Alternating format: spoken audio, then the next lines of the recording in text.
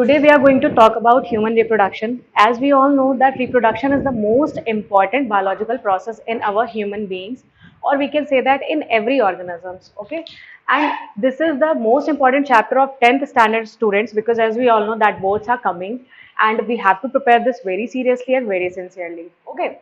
So firstly, we are going to talk about that why reproduction is important. Secondly, we are going to talk about that how reproduction occurred. ठीक है? तो firstly we are going to talk about why it is important. देखिए, कभी भी हम कोई चीज पढ़ते हैं तो सबसे पहले उसका रीजन पता होना चाहिए कि हम क्यों पढ़ रहे हैं, क्या जरूरी है इसे पढ़ना, या अगर इस टाइप की कोई भी बायोलॉजिकल प्रोसेस एग्जिस्ट करती है तो क्यों करती है। ठीक है, कोई भी चीज, एक बहुत सिंपल सा स्टेटमेंट है, मैं आपको बताना चाहती हूँ, कोई भी चीज अगर इस अर्थ पर है, ठीक है, हम हैं, आप हैं, मैं पढ़ा रही हूँ, आप पढ़ रहे हो, सिंपली इस वजह से क्योंकि हम स्टेबिलिटी चाहते हैं अपनी लाइफ में, हम चाहते हैं हम स्टेबल हो जाएं, दूसरे के कंपैरिजन में थोड़ा थोड़ा ज्यादा स्टेबल हो जाएं। ओके, सो रिप्रोडक्शन भी एक ऐसा ही प्रोसेस है जो स्पीसीज को एक तरीके से चांस देता है कि वो अपने आप को स्टेबलाइज कर सके। ठीक है, in comparison to other species. आपने फूड चेन पढ़ा होगा, आपको पता है एक स्पीसी दूसरे स्पीसी को मारकर खा जाते हैं, क्यों? वो अपने आप को स्टेबलाइज करना चाहते हैं। ठीक है, सो रिप्रोडक्शन प्रीवियस क्लासेस में फर्स्ट चैप्टर में आपने बहुत सारे बायोलॉजिकल प्रोसेस ऑलरेडी पढ़ लिए हैं। एक्सक्रीशन, एसिमिलेशन, सर्कुलेशन, बहुत सारे ऐसे प्रोसेसेस हैं। डिफरेंस इनमें और उनमें सिर्फ इतना सा है कि अगर बाकी सारे प्रोसेसेस नहीं हो पाते हैं, सपोज दैट कि कोई भी मल फंक्शनिंग आती है किसी भी टाइप के आपके बॉडी पार्ट्स में, तो आपकी लाइफ पर खतरा नहीं होता है। ओके, आपका वो पर्टिकुलर ऑर्गन डैमेज होता है, वो पर्टिकुलर सिस्टम डैमेज होता है, बट कैन यू इमेजिन अगर रिप्रोडक्शन ही ना हो, अगर रिप्रोडक्शन ही ना हो तो क्या होगा? हम एग्जिस्ट ही नहीं कर रहे होते। ओके, हम बहुत कम नंबर में हो गए होते और धीरे धीरे एक्सटेंट हो चुके होते। आपने बहुत सारे स्पीसीज के बारे में ऐसा पढ़ा होगा जो आज की डेट में एक्सटेंट हो चुकी हैं, dinosaurs for example. So that is why reproduction is important. ठीक है, रिप्रोडक्शन में होता क्या है? Reproduction are of different kinds. Okay, basically majorly it is divided into two basic kinds, that is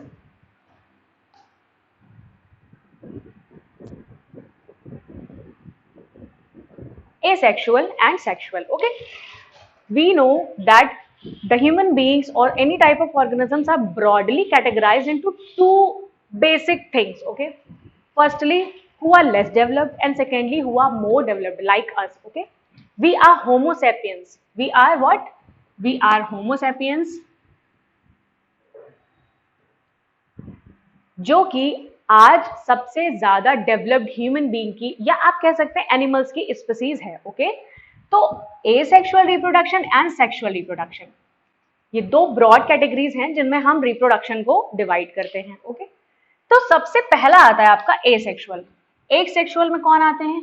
asexual में आते हैं lower organisms, alright, and sexual में आते हैं हायर ऑर्गेनिजम्स।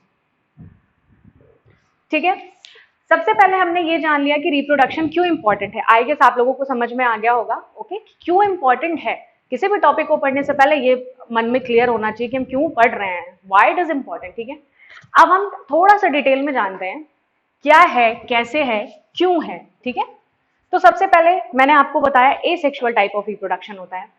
पूरे अर्थ पर बहुत सारे ऑर्गेनिजम्स हैं, बहुत सारी स्पीसीज हैं, आप सब जानते हैं, जिसमें से अभी large number of percentage species अभी तक ढूंढी भी नहीं गई हैं। कितनी है? Nobody knows. ठीक है, तो उसमें बट कुछ स्पीसीज ऐसी हैं जो कम डेवलप्ड ऑर्गेनिजम्स हैं। फॉर एग्जांपल यूनिसेलुलर ऑर्गेनिजम्स, आप सब जानते होंगे। यूनिसेलुलर ऑर्गेनिजम्स वो होते हैं जो सिंगल सेल के बने हुए होते हैं। ओके, पहली चीज सिंगल सेल के बने, सेकेंड चीज वो उनमें हर एक चीज वो नहीं पाई जाती जो एक हायर ऑर्गेनिजम्स की सेल में पाई जाती है। ओके, आप लोगों ने प्रीवियस क्लासेस में सेल्स की भी दो कैटेगरीज ऑलरेडी पढ़ रखी होंगी। जिन्होंने पढ़ी है बहुत अच्छी बात है, जिन्हें नहीं आता मैं एक लाइन में आपको बताती हूँ। सेल दो टाइप की होती हैं। First one is prokaryotic, okay, and the second type of cells are eukaryotic. Alright, prokaryotic cells वो होती हैं जो लोअर ऑर्गेनिजम्स या कम डेवलप्ड ऑर्गेनिजम्स में पाई जाती हैं, और इनमें यूकैरियोटिक सेल के कंपैरिजन में बहुत से ऐसे कंपोनेंट्स हैं जो कि नहीं पाए जाते। जिन्हें पता है बहुत अच्छी बात है, जिन्हें नहीं पता है बस इतना आप समझ लीजिए। प्रोकैरियोटिक में बहुत से ऐसे ऑर्गेनिजम्स हैं जो सॉरी ऑर्गेनल्स हैं जो नहीं पाए जाते, वहीं यूकैरियोटिक में बहुत से ऐसे ऑर्गेनल्स हैं पाए जाते हैं जो प्रोकैरियोटिक में जिनकी कमी होती है। Simply prokaryotic cell is known as primitive type of cell and eukaryotic cell is known as advanced cell. Advanced cell, okay? तो अब इसको हम इस तरीके से देख सकते हैं कि आपके जितने भी ये लोअर ऑर्गेनिजम्स हैं जो कि एसेक्सुअल रिप्रोडक्शन परफॉर्म कर रहे हैं, उनमें mostly, not completely, mostly prokaryotic cells पाई जाती हैं, ऑलराइट। वहीं पर जो सेक्सुअल रिप्रोडक्शन जो ऑर्गेनिजम्स परफॉर्म करते हैं, suppose that be animals, different kind of animals, okay, इन सभी में सेक्सुअल रिप्रोडक्शन होता है and we are categorized them into the higher level of organisms, okay, that's it. Then अब हम डिस्कस करते हैं कि एसेक्सुअल के कुछ एक types, because it is just and simple introduction of this chapter, so we are not discussing here it in very deeply, okay, we are discussing it here very shortly, briefly, okay, so that आपके mind में एक mind map बन जाए। क्योंकि कभी भी आप कोई ऐसा थ्योरेटिकल सब्जेक्ट पढ़ें, मेरा सजेशन है आपके लिए, whatever you are studying, it's up to you, but firstly you have to, you know, make a mind map in your mind that what you are going to study, what you are going to study first, what you are going to study second, and the best method आप ये कर सकते हैं, जैसे मैं आपको flow chart समझा करके बता रही हूँ, आप कभी भी कोई चैप्टर रीड करें, notes making is an art, okay. आप जैसे मैं भी जो लिख रही हूँ, आप देख रहे हो कि मैं बहुत ज्यादा इसमें नहीं लिख रही हूँ, जहां पर डायग्राम्स आएगा वहां मैं आपको समझाऊंगी, बट आप जितना शॉर्ट नोट्स बना सकते हैं उतना बनाइए। आपको इसमें भी जो ऐसा लगे कि आपको नोट डाउन करना है, आप प्लीज करते रहिएगा, ओके। मैं थोड़ा आपको टाइम भी दे दूंगी। देन एसेक्सुअल रिप्रोडक्शन में बहुत सारे टाइप्स हैं, बहुत सारे टाइप्स हैं। फॉर एग्जाम्पल मैं कुछ लिख देती हूँ।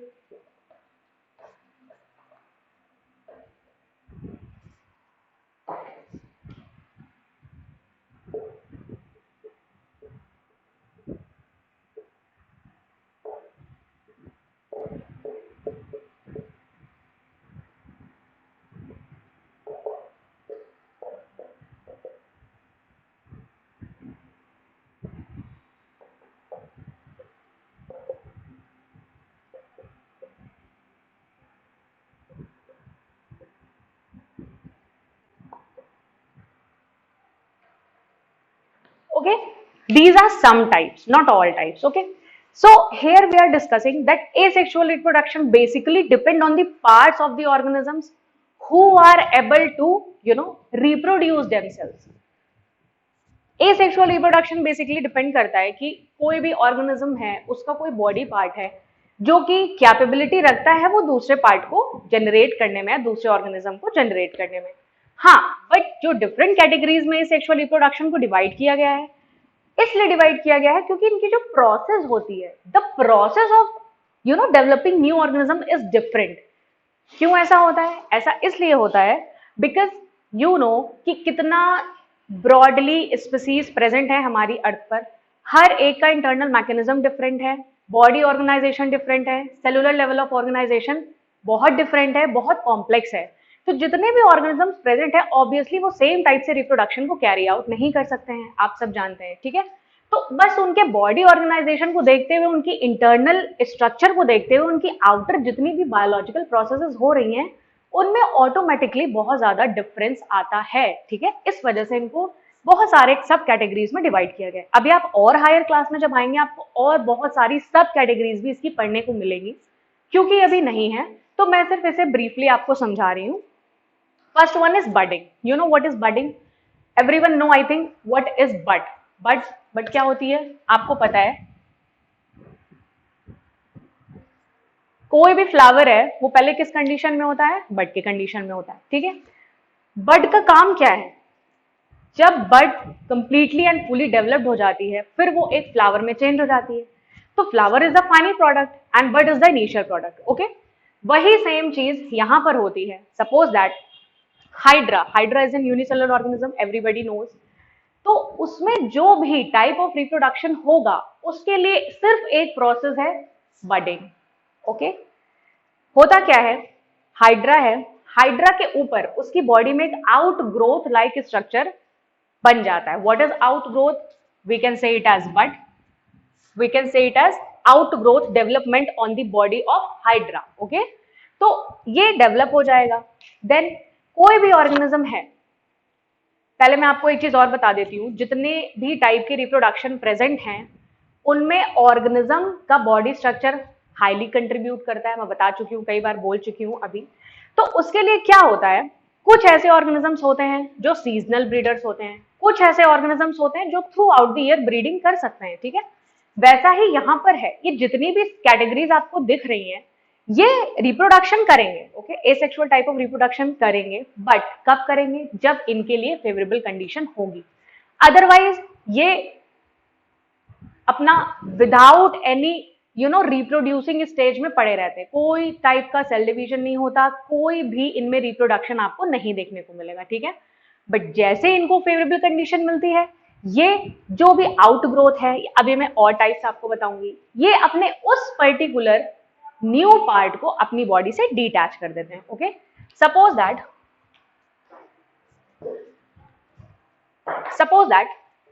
this is some kind of organism, okay, which is going to perform the asexual kind of reproduction, budding. ठीक है, ये कोई ऑर्गेनिज्म है, हमने अज्यूम कर लिया है, और इसमें एसेक्सुअल रिप्रोडक्शन होना है थ्रू बडिंग. क्या होगा इसमें, जब ये डेवलप हो जाएगा, ये रिप्रोडक्शन करने में कैपेबल हो जाएगा, इसमें एक आउटग्रोथ का डेवलपमेंट होगा. Okay, I guess if you all are studying NCERT, then this is the most depicted diagram in your book in this chapter. Okay, so this is an outgrowth. Then what will happen when the favorable condition occurs? Okay, suppose that some organisms want to reproduce in the warmer season, some organisms want to reproduce in the cold season. Okay, that depends on them. Then when favorable condition comes, this outgrowth get detached from the parent body and get developed into a new individual organism or plant or whatever it is. Okay, all right, I guess it is clear now that. And one more thing, ये इसका जो process है, same process आपको हर एक part में देखने को मिलेगा, बट मैंने आपको बताया क्योंकि सबका internal level of organisation different है, उस वजह से इनके आउटर टाइप ऑफ एक्टिविटीज में डिफरेंशिएशन होना बिल्कुल कॉमन है. Okay, then we are going to talk about regeneration. What is regeneration? We all know, नाम से ही काफी हद तक क्लियर हो रहा है कि regeneration means कोई ऐसी चीज है जो रीजनरेट हो रही है, एक बार कंप्लीटली डिस्ट्रॉय होने के बाद रीजनरेट हो रही है. ठीक है, बट हेयर कंप्लीटली डिस्ट्रॉय कुछ भी नहीं हो रहा है, बस किसी भी ऑर्गेनिज्म का कोई पार्ट क्या हो रहा है, रीजनरेट हो रहा है. Okay, suppose that for example, basic example, I guess you have all seen in your home छिपकली, लिजर्ड. ओके, लिजर्ड क्या होता है, आपने देखा होगा, लिजर्ड की टेल जब कभी गलती से स्लाइस हो जाती है, B it by your door, B it by your window door, okay, क्या होता है, it will get regenerate very soon. Okay, this is regeneration. किसी ऑर्गेनिज्म का कोई बॉडी पार्ट अगर कट जा रहा है गलती से और अगर वो रीजनरेट हो जा रहा है, so that is the capacity of regeneration of that particular organism. Okay, so I guess it is clear now what is regeneration. It is very common in earthworm, which is known as Quechua in our local language. Okay, earthworm, it is the highly regenerative organisms ever known. Okay, क्या होता है, suppose that this is an earthworm.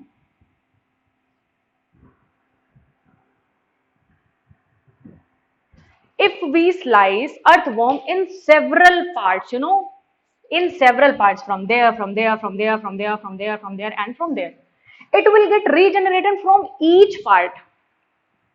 है ना, अब आप समझ सकते हैं कि ये कैपेसिटी अर्थवॉर्म के अंदर कितनी ज्यादा पाई जाती है. इसके आप जितने छोटे छोटे पीसेस कर सकते हैं आप कर दीजिए, ये अपने हर एक पीस से अपने एक नए इंडिविजुअल को रीजनरेट करने की कैपेसिटी रखता है. Okay, so this is one basic and most commonly found example, इसलिए मैंने इसे ये बताया. आपको बहुत से ऐसे ऑर्गेनिजम्स अभी आगे पढ़ने को मिलेंगे, ठीक है, जो रीजनरेशन की कैपेसिटी रखते हैं. Then fragmentation. Okay, I guess you all know about fragments. Fragments are some part of anything, you can say anything, any organism. Suppose that if we talk about our fragments, our body is also divided into fragments. Okay, this is one fragment, this is one fragment, this upper thorax is one fragment, and this lower abdomen is other fragment. Okay, Fragmentation is something which occurs in the organisms like whose body gets divided into fragments. Suppose that a Spirogyra. You have all seen in your textbook already. It is a green color organism like this,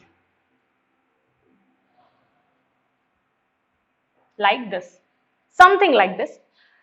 So you all are seeing that this and this. These are fragments of a Spirogyra. Okay.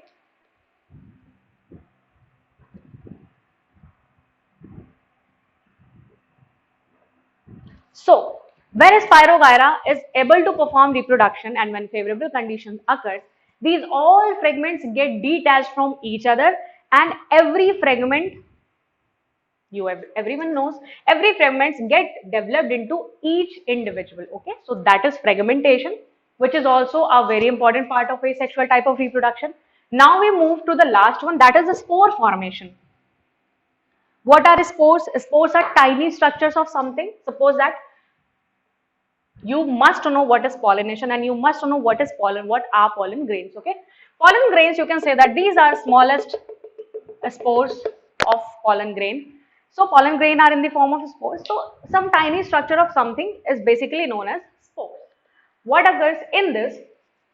An outer growth develops in which inside the outer growth several tiny spores get developed automatically. Okay, and when favorable condition comes, this outgrowth get detached from the parent plant, and this outer layer of these tiny spores get burst, and these tiny spores come out of the cell in different directions, and every single spore get developed into new individual. Okay, so that is spore formation.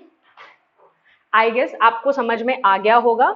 That was all the basic, briefly introduction of the asexual type of reproduction. Now we are going to move on sexual type of reproduction. See, the basic difference between sexual and asexual type of reproduction is sexual reproduction involve only one parents.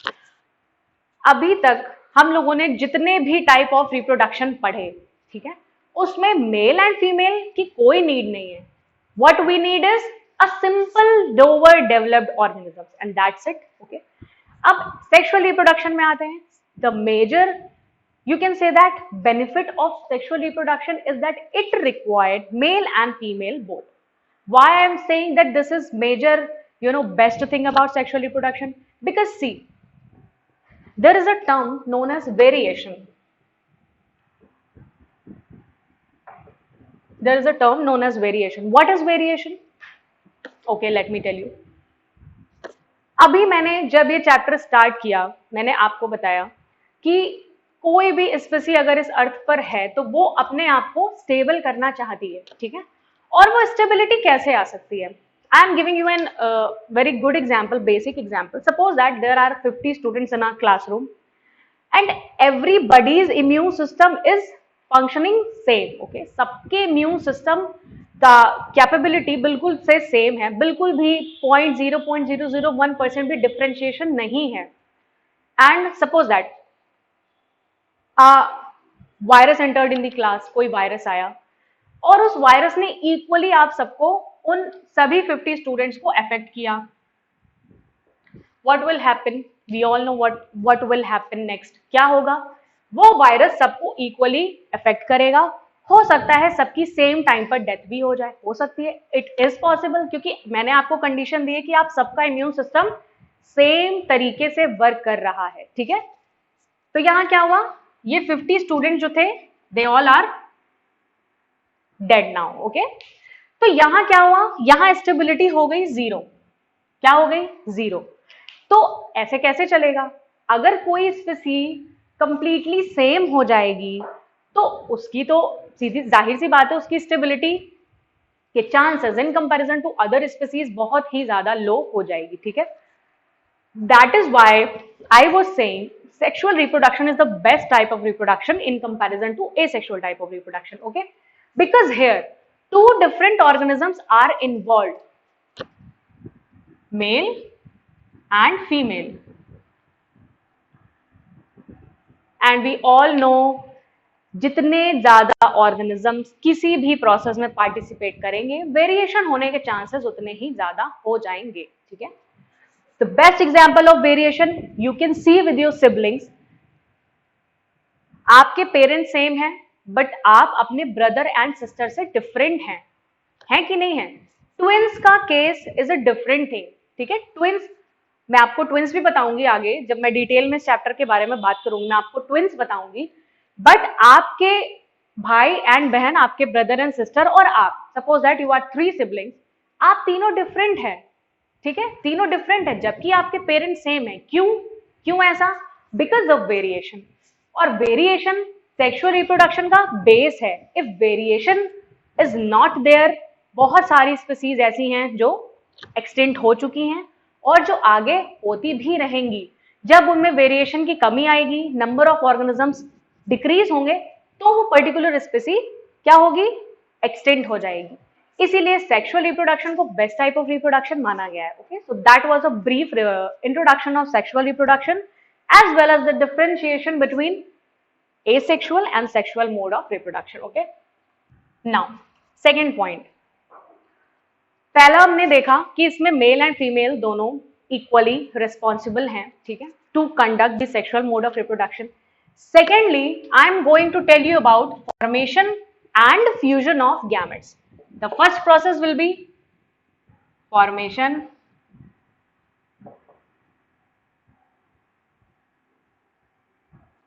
and the second one is fusion of gametes. I will tell you something. What are gametes? Okay, gametes are male reproductive part, that particular male reproductive organ which is responsible for giving birth to the new individual or new progeny or new generation. Okay, so what are gametes? When we talk about gametes, we are talking about testis, ovary or sperms and ovums.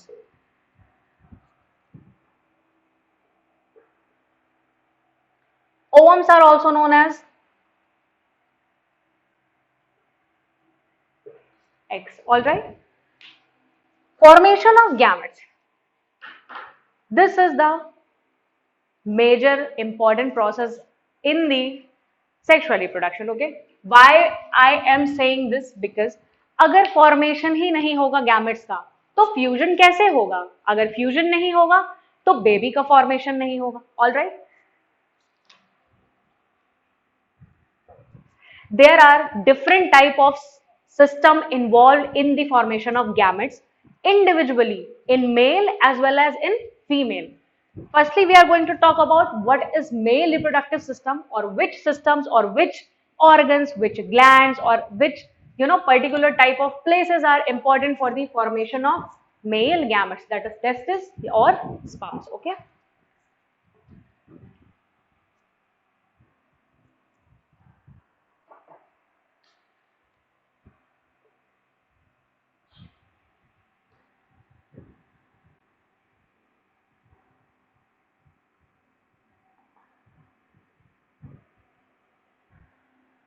Male reproductive system. Broadly, male reproductive system is described into 3 major parts. Okay, the first one is, the second one and the third one. The first one is major parts or major organs which are responsible for the formation of gametes. Okay, or organs. Then accessory organs or supplementary organs.